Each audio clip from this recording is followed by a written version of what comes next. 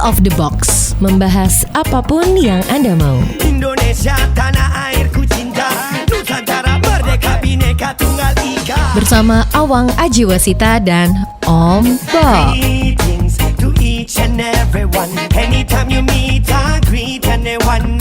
Whether it namaste, assalamu alaikum. Salam, salam, salam. Halo, kita ketemu lagi di Out of the Box, membahas apapun yang Anda mau. Sudah siap di sini Awang Ajiwasita bersama Om Bob. Langsung saja kita mulai diskusinya. Om Bob, belum lama ini cukup ramai dibicarakan nih soal Direktur Utama PT Krakatau Steel, Silmi Karim, yang diusir keluar saat rapat dengan DPR. Ini ceritanya gimana sih? Seperti kita ketahui bahwa direktur yang sekarang menjabat di Krakatau Steel ini kan direktur yang baru ya. Ya, yang lama itu pernah terlibat masalah ya. Tapi sekarang yang duduk dalam posisi sebagai direktur utama ini adalah direktur baru. Ya, di mana prestasi selama beliau itu belum menjadi Direktur Utama Krakatau Steel. Krakatau Steel itu kan BUMN ya. Ya. Itu dia sudah menjabat beberapa posisi sebagai direktur di perusahaan-perusahaan lain dan dinilai sangat bagus.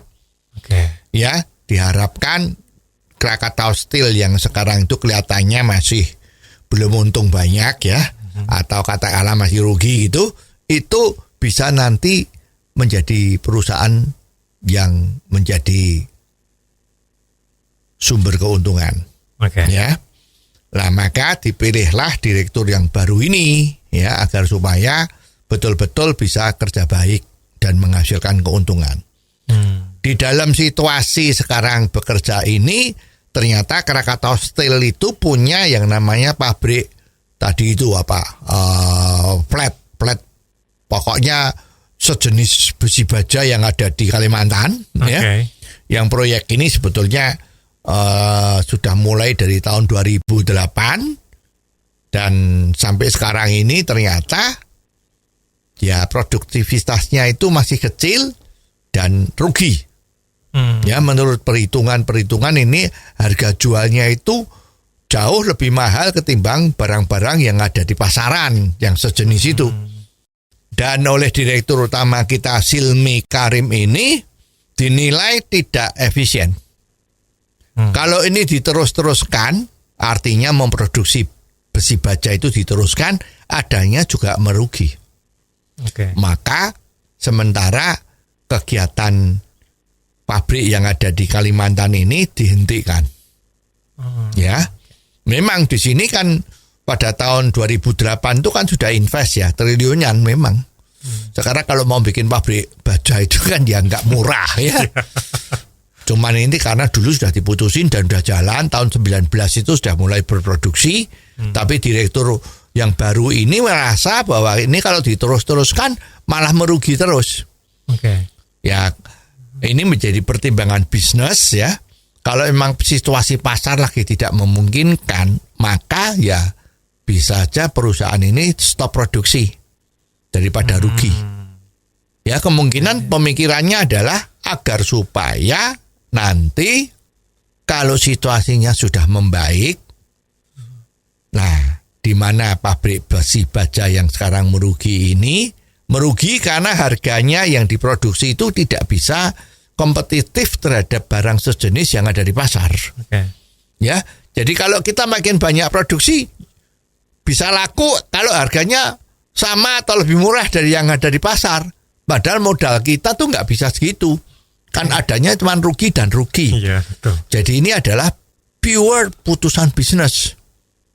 Nah, sedangkan kita ketahui Krakatau Steel yang sekarang ada di Cilegon itu kan bikin baja lembaran nggak salah ya. Itu kan musuhnya juga banyak. Ya, apalagi besi-besi import.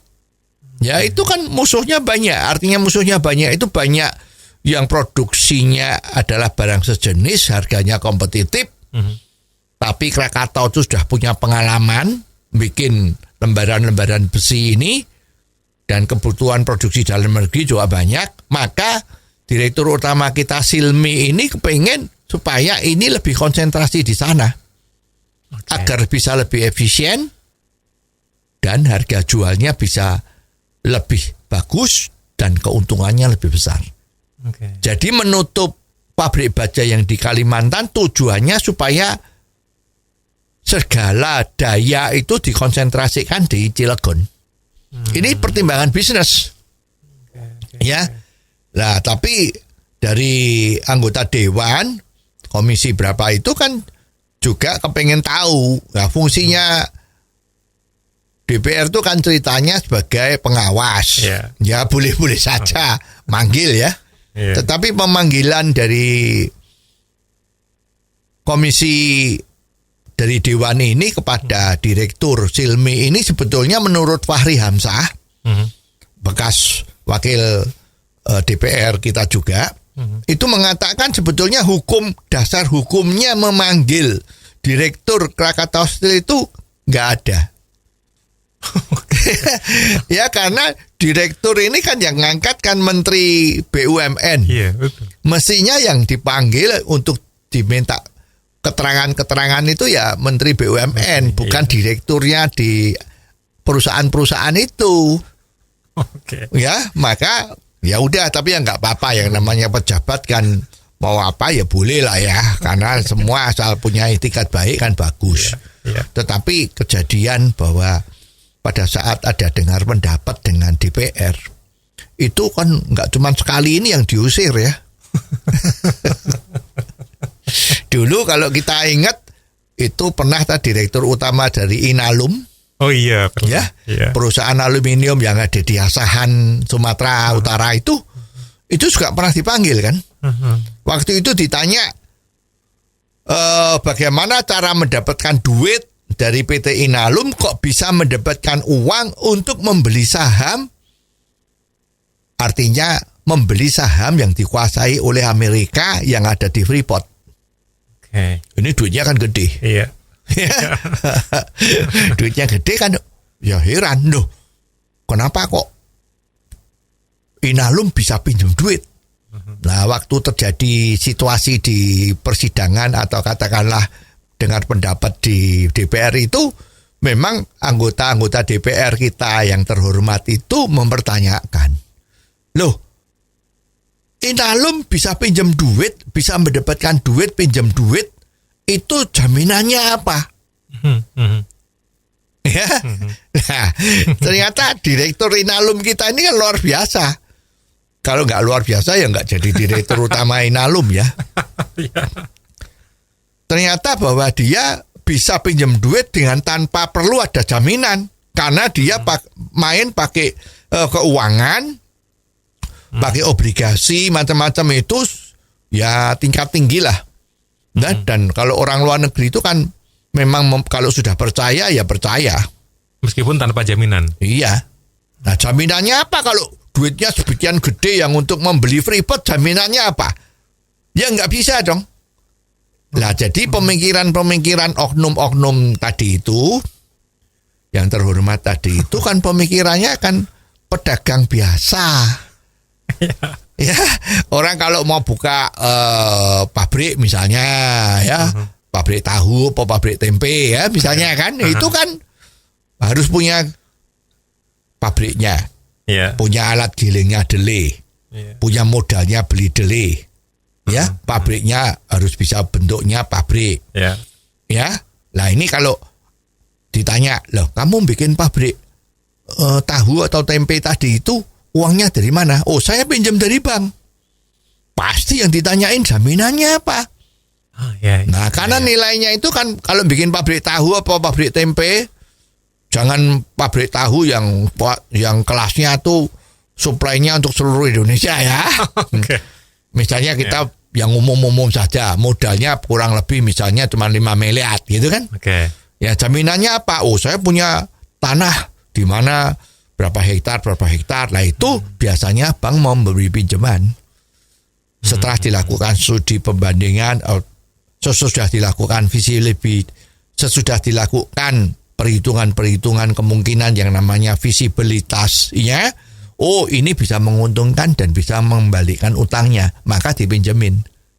Tapi harus ada jaminan. Nah biasanya kalau cuma 5 miliar 10 miliar ya jaminannya ada kan, orang kalau mau bikin pabrik. Ya ini pemikiran itu kan pemikiran yang mikro dibawa ke pemikiran yang makro. Freeport itu kan perusahaan dunia, ya. Ini ya nggak match dong. Jadi waktu direktur Inalumnya tuh dipertanyakan ini ya jawabnya susah. Karena kalau menjelaskan itu seperti terjadi debat kusir, karena salah satu pihak menganggap nggak mungkin kalau nggak pakai jaminan bisa dapat utang. Oke. Ya. Nah yang sebaliknya Inalum mau menjelaskannya, wah kalau yang diajak ngomong itu nggak ngerti dasar-dasar ekonomi makro atau apalagi ilmu-ilmu finansial ya, dunia finansial, sekuritas macam-macam, ya nanti repot, penjelasannya juga susah diterima dan terbukti pada waktu itu kan jadi debat kusir antara peserta sama direktur Inalum ini. Nah sehingga waktu itu juga dipersilahkan kan direktur Inalumnya meninggalkan sidang. Nah ini sekarang dengan kejadian yang di direktur Krakatau Steel ini juga begitu. Ya jadi pada saat direktur utama kita Silmik memberikan keterangan bahwa ini rugi sehingga lebih baik tidak diproduksi lagi, di stop sementara. Nah pihak mereka yang manggil itu merasa loh ini pasti ada sesuatu yang nggak beres. Ya maka keluarlah kata-kata yang memang kurang enak ya, bilang loh ini kalau memang seperti ini jangan menjadi maling teriak maling. Misalnya gitu kan. Oke. Nah sebaliknya direktur kita yang betul-betul memang dia kualitasnya adalah putusan ini putusan bisnis. Yang kalau nggak dipercaya ya dia nggak diangkat sama Menteri BUMN untuk menjadi direktur utama di sana ya. Track recordnya udah bagus ya. Nah mungkin dia masih muda lah, belum setua yang lain gitu kan.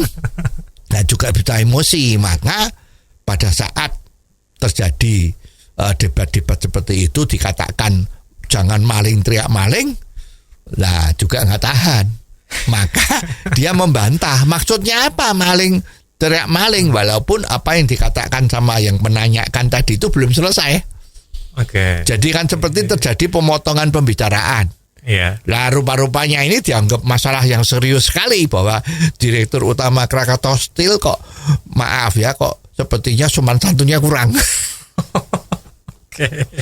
Ya kurang bisa membawakan diri di dalam sedang rapat dengan DPR. Ya, maka terjadilah peristiwa yang sedikit memalukan tadi itu, bahwa direktur Krakatau Steel ini dia datang karena dipanggil, tapi sekarang juga diusir supaya meninggalkan dengar pendapat tadi itu. Oke. Nah ini kan nggak bagus ya, artinya rakyat yang tahu masalah ini kan jadi loh ini kok begini gitu kan. Tapi kalau tadi diusir, ini diusir juga. Kok kayaknya jadi jangan-jangan jadi kebiasaan baru nih, mengusir saat rapat. Gimana nih Bob ya? Ya ini seharusnya harus dilihat ya. Peristiwa atau insiden mengusir dan mengusir ini itu sebetulnya latar belakangnya apa? Oke. Ya, seperti kita ketahui kan juga banyak ini ya, menteri-menteri kita itu atau pejabat-pejabat dari BUMN itu kalau dipanggil DPR untuk dengar pendapat itu ya, rapat dengar pendapat itu sering kan ya tidak 100% hadir kan, ada yang kebetulan ada acara apa sehingga tidak datang ya, minta dimaklumi ya, dengan sopan santun minta izin kalau nggak bisa datang karena ada masalah lain yang berbareng misalnya seperti itu kan, kita juga sudah dengar kan. Nah ini mestinya kalau kita mau menelusuri memang terjadi apa ya, semacam nilai-nilai yang berbeda antara yang menanyain sama yang memberi jawaban. Ya cara gampangnya itu misalnya ya, yang tanya itu tidak mengerti bahasa Prancis, Oke. ya, tapi yang menjelaskan tuh pakai bahasa Prancis, kan jadi bingung, Iya. ya. Jadi ya istilahnya gimana ya? Jadi tidak selevel. Satu levelnya politician, ya ilmu politiknya hebat, bermain politik itu sudah biasa. Sedangkan yang satu mainnya bisnis. Oh ya. Lah ini kan tidak jodoh ya, tidak metu, nyambung. tidak nyambung. Jadi yang ngomong pakai bahasa bisnis, semua adalah kaitannya dengan bisnis, dengan teori-teori yang sudah dipelajari dan mempunyai pengalaman yang luar biasa. Yang satunya utamanya adalah politik. Ya. Ya kalau politik jago. Betul. Ya kalau debat juga jago. Ya. Ya. Nah terus setelah itu membicarakan sesuatu yang pemahamannya tidak sama. Ini yang susah. Berarti yang harus ngalah dalam tanda kutip mana ya? Apakah yang pebisnis harus menggunakan yang agak-agak berbau politik atau sebaliknya? Ya kalau kita lihat beberapa kali ada dengar pendapat itu memang sepertinya kan rasanya hambar. Karena yang dipanggil itu cuman ya siap, ya memang itulah ya ada yang terjadi, ya siap begitu. Tidak, sama sekali tidak menarik. Nah kalau yang kemarin terjadi itu menarik karena debat kusir. Sempat terjadi pengusiran. Iya. Lah mestinya kalau mau berjalan dengan baik itu yang mengundang itu harus meng-hire, menyewa ya. Menyewa konsultan atau tenaga ahli yang mengerti masalah pabrik baja. Yang mengerti masalah bagaimana bisa mendapatkan pinjaman uang yang gede tanpa perlu pakai jaminan fisik. Tadi proyek Inalum tadi itu ya, Freeport tadi itu. Ya ini kan ada yang dijaminkan sahamnya itu kembali macam-macam ya dengan catatan kalau harga sahamnya sekian itu wah itu udah bagi orang awam kan ruwet. Iya betul. Tapi tujuannya tercapai bahwa Inalum atau pemerintah Indonesia mengambil alih 51% Freeport. Nah ini Krakatau Steel tadi itu juga begitu. Kenapa kok dia harus di stop bikinnya jenis baja yang tadi itu? Kenapa kok harus konsentrasi di pabrik lembaran baja sekarang yang ada? Apakah betul-betul ini bisa membawa positif terhadap Krakatau Steel? Itu yang nilai kan konsultan, orang yang ahli dalam bidang ini. Maaf, tidak semua anggota DPR, apalagi di dalam komisi tadi itu ya, apa mereka jago perusahaan, jago bisnis? Kan bukan. Harusnya mereka memanggil, meng-hire konsultan. Kalau dinilai di Indonesia nggak ada konsultan yang bagus, ya panggil konsultan luar negeri, kan ada anggarannya. Supaya apa yang dipertanyakan di dalam rapat dengar pendapat tadi itu betul-betul ada mutunya. Apalagi nanti ini secara langsung misalnya ya, rakyat juga menjadi tahu. Itu langkah yang terbaik. Jadi bukan orang yang bukan ahlinya untuk meminta keterangan dan bahkan berdebat dengan orang yang ahli dalam bidang itu. Tapi yang nanyain karena posisinya dewan dan peka, ya kan? Kan harus dihormati. Ya, kemarin kan juga ada kejadian kan.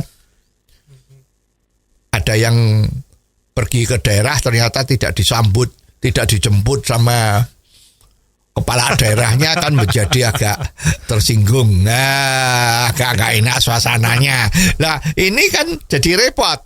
Kalau memang sudah menyangkut bidang disiplin dari sebuah bisnis yang menanyain, itu harus orang yang bidangnya ahli dalam bisnis itu. Sebenarnya Bob, bukankah ketika mengundang Dirut, misalnya tadi Pak Silmi itu, bukankah memang sosok Pak Silmi sendiri seharusnya sudah kompeten loh, track recordnya aja udah banyak. Apakah tidak cukup hanya mempercayai beliau ini? Loh, kalau itu terjadi ya nggak apa-apa. Biarkan Pak Silmi tadi itu direktur utama kita menceritakan apa yang terjadi. Ya setelah itu ya kita dengar aja. Tapi ini kan menjadi apa?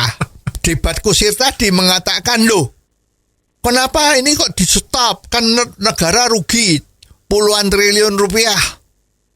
Kenapa di stop? Nah, setelah dijelaskan, ditimpali lagi. Jangan bertingkah maling, teriak maling. Nah, yang sudah menjelaskan dengan baik, dengan keyakinan dan profesionalismenya dia kan ya mungkin pada saat itu lupa kalau dia itu lagi bicara dengan dewan yang terhormat. Maka terus dituduh kamu kurang sopan, tidak menghargai, macam-macam. Nah, ini kan sayang kan. Suasana yang harusnya bagus, kondusif, mendukung, malah menjadi semacam perpecahan. Sempat diusir. Nah, sedang ada rapat dengan pendapat dengan dewan dan diusir sama dewan, ya dia harus pergi dong, kalau enggak gimana? Itu yang terjadi. Jadi mestinya ya harusnya dipersiapkan dengan baik, panggil konsultan. Mungkin beberapa kali kejadian-kejadian seperti ini ya memang sudah saatnya kalau nanti ya anggota dewan terhormat itu menginginkan memanggil seseorang mengenai bisnisnya, karena itu BUMN kan. Yeah. Nah, itu ya harus dipikirkan betul dengan memanggil orang untuk menanyakan, memberikan argumentasi, sedangkan anggota-anggota dewan yang terhormat tadi itu mendengar. Ya, setelah itu selesai, oke. Nanti dewan-dewan tadi itu, anggota dewan tadi itu melakukan meeting tertutup untuk menarik kesimpulan. Kesimpulannya gimana? Apakah memang direktur utama kita itu kerjanya betul atau tidak? Macam-macam. Kalau seperti ini kan jelek ya. Dan orang kalau nanti dipanggil sama dewan untuk diajak rapat dengar pendapat juga was-was. Jangan-jangan nanti dia mempersiapkan yang sifatnya ABS. Lah gimana lagi? Asal Bapak senang. Jadi nggak karuan semua. Jadi tujuan yang harusnya bagus akan menjadi tidak bulat. Ya, tidak transparan. Hasilnya semu. Nah, itu kan merugikan rakyat.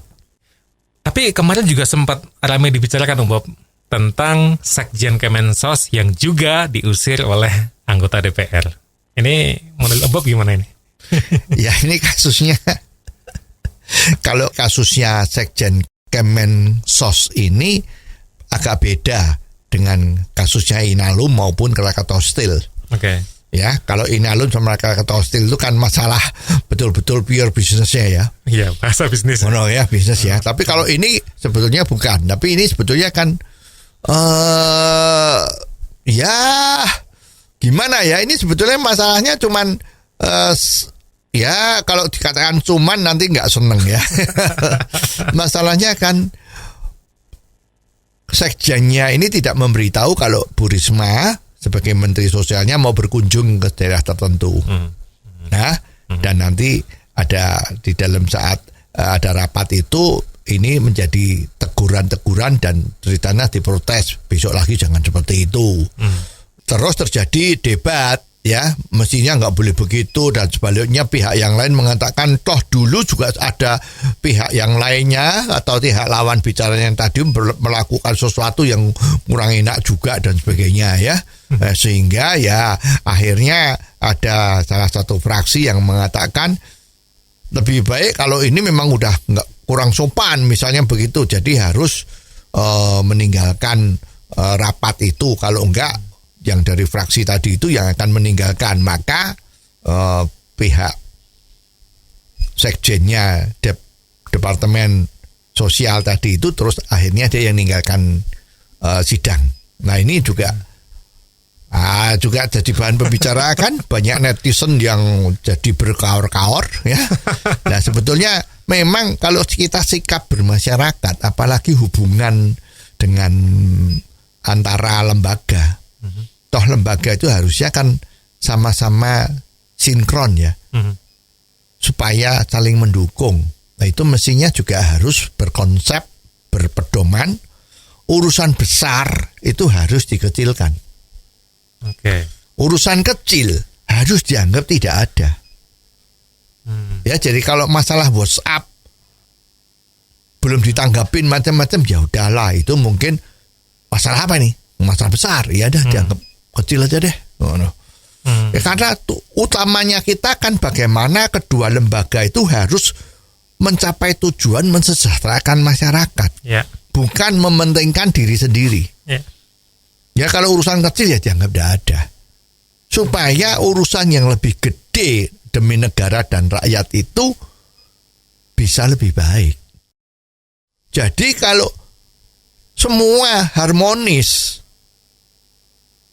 yang dipikirkan adalah urusan yang lebih besar, negara dan rakyat, tentu hal itu menjadi tidak perlu dipermasalahkan. Rapat jalan lagi. Inilah mestinya sikap-sikap seperti ini yang harus diutamakan. Jangan sikap yang mementingkan diri sendiri itu yang lebih ditonjol-tonjolkan. Kira-kira ya itulah kalau kita mau sama-sama sinergi ya, agar supaya negara kita lebih maju, masyarakatnya atau rakyatnya lebih sejahtera, ya mestinya kepentingan rakyat, kepentingan negara yang harus lebih diutamakan.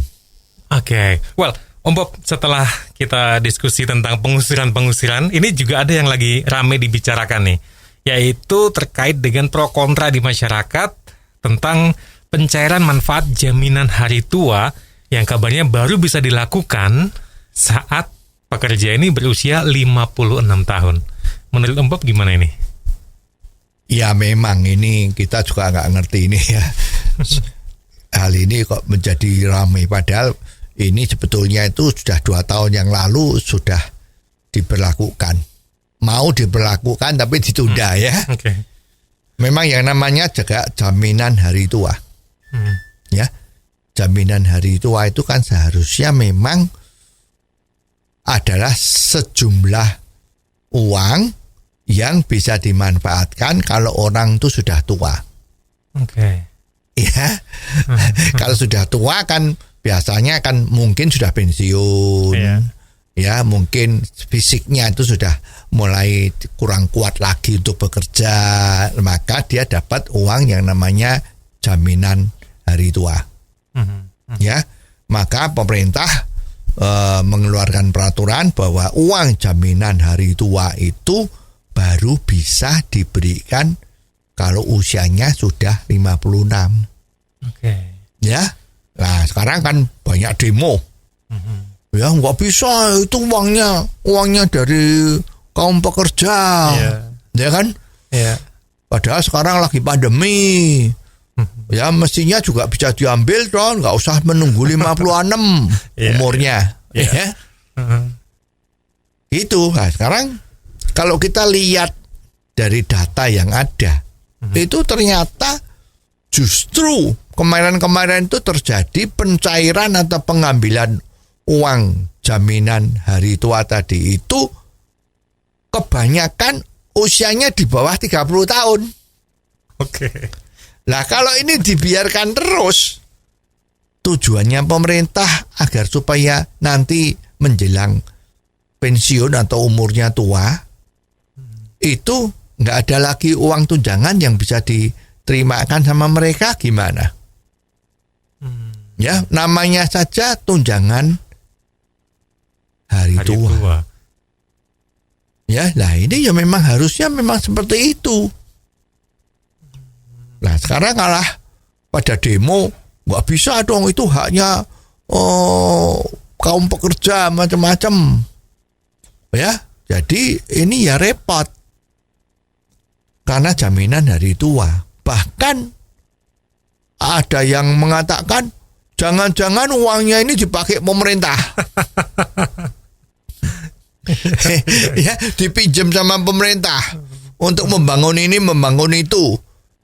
Ya, sebetulnya kalau dipinjam untuk membangun ini, membangun itu ya enggak apa-apa ya.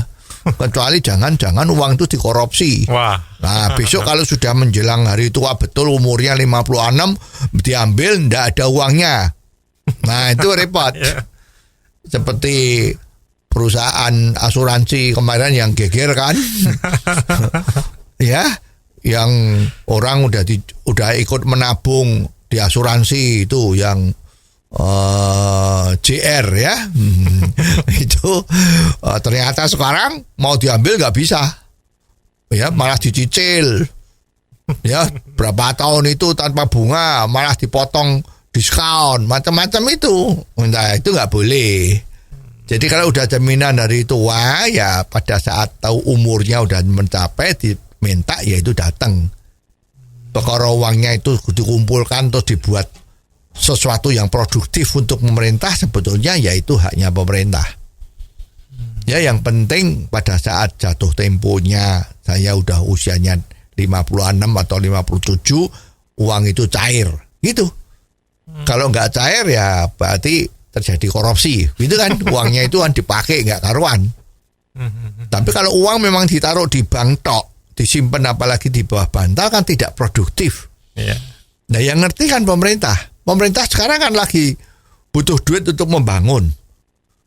Dan sudah kita rasakan jalan tol kayak apa. Sekarang orang pergi Surabaya, pergi Jakarta lebih banyak milih naik mobil, naik darat.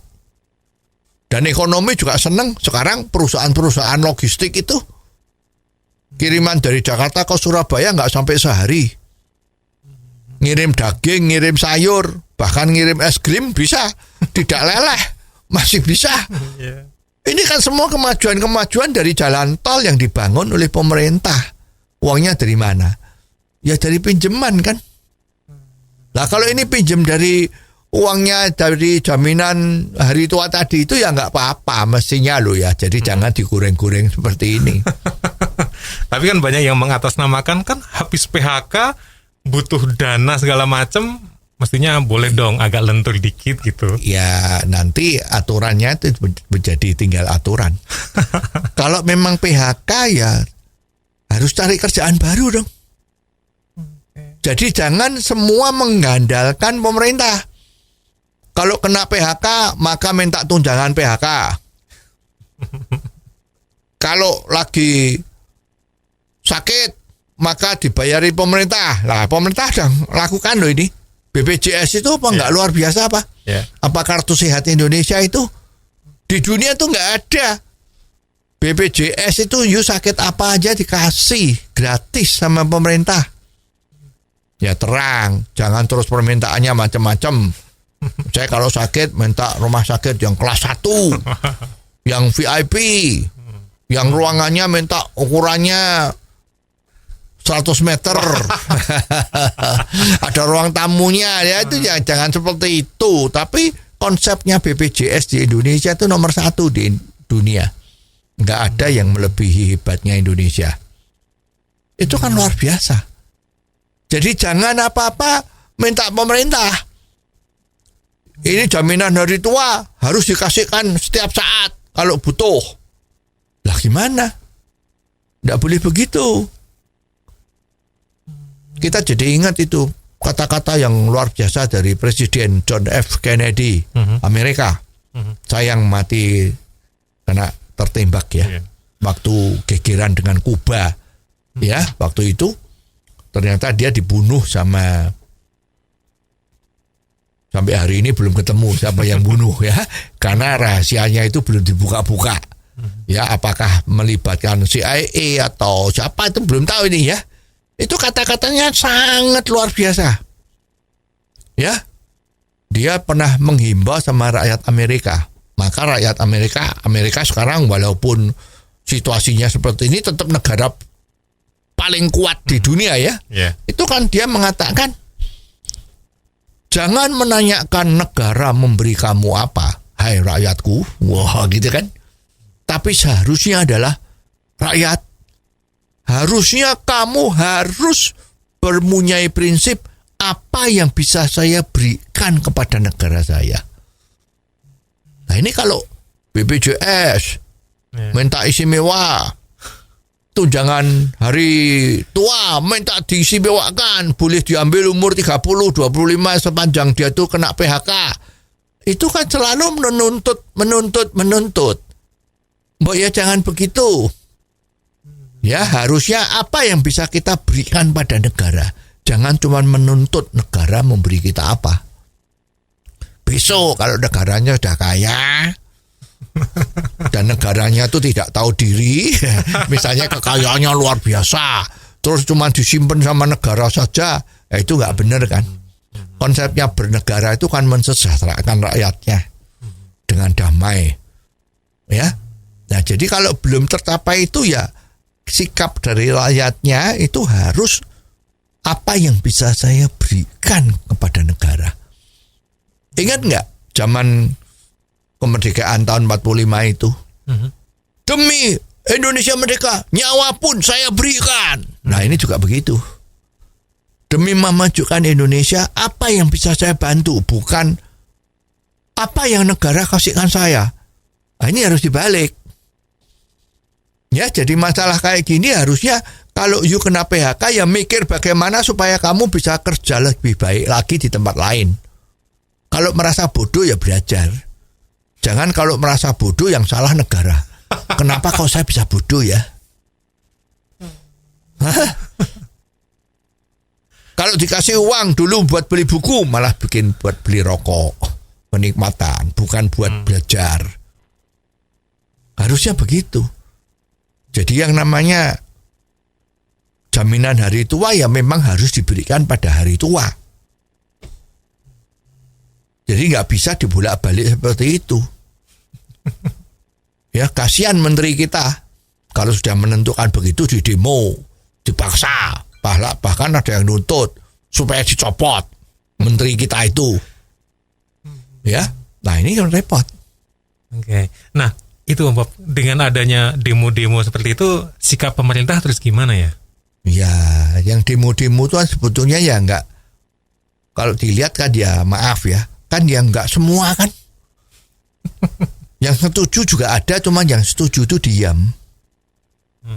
Nah, yang tidak setuju biasanya kan jadi suaranya keras.